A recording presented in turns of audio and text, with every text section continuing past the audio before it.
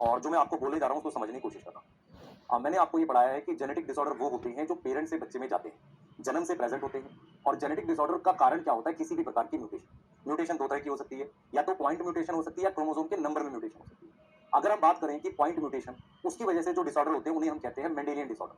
Mendelian disorder क्यों बोलते हैं? क्यों बोलते हैं, मैं रिपीट कर रहा हूँ।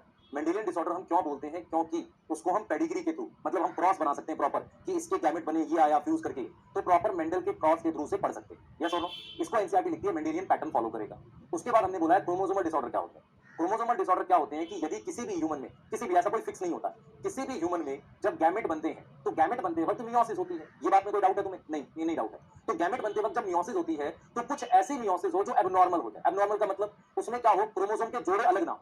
अगर अलग नहीं होंगे तो एबनॉर्मल नंबर ऑफ क्रोमोसोम आ जाएंगे किसमें? गैमेट्स में।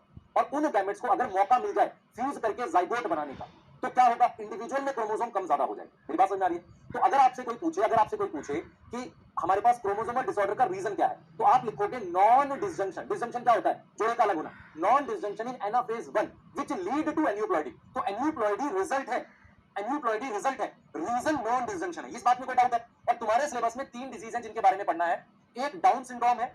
डाउन सिंड्रोम में टोटल 47 क्रोमोसोम होते हैं, जिसमें 21st क्रोमोसोम एक्स्ट्रा है। एक्स्ट्रा का मतलब उसकी एक एक्स्ट्रा कॉपी है। फिर होता है क्लिनफेल्टर, उसमें भी 47 होते हैं। यस, उसमें एक्स क्रोमोसोम एक्स्ट्रा है। मेल होता है, एक्स क्रोमोसोम एक्स्ट्रा है। यस। अब हमारे पास टर्नर है, उसमें 45 क्रोमोसोम है। उसके अलावा आप चाहो तो लिख सकते हो सुपर मेल, सुपर मेल लिख सकते हो, या सुपर फीमेल लिख सकते हो। ये भी कुछ कंडीशन होती है। इसमें 44 प्लस ट्रिपल एक्स होता है बेटा। इसमें 44 प्लस एक्स वाई वाई होता है। तो यहां पर आप देख पा रहे हो एक्स्ट्रा वाई है, यहां पर एक्स्ट्रा एक्स है। यस। तो इनमें से तुम्हारे सिलेबस में सिर्फ ये तीन है, इनके बारे में पढ़ा रहा हूं जल्दी से।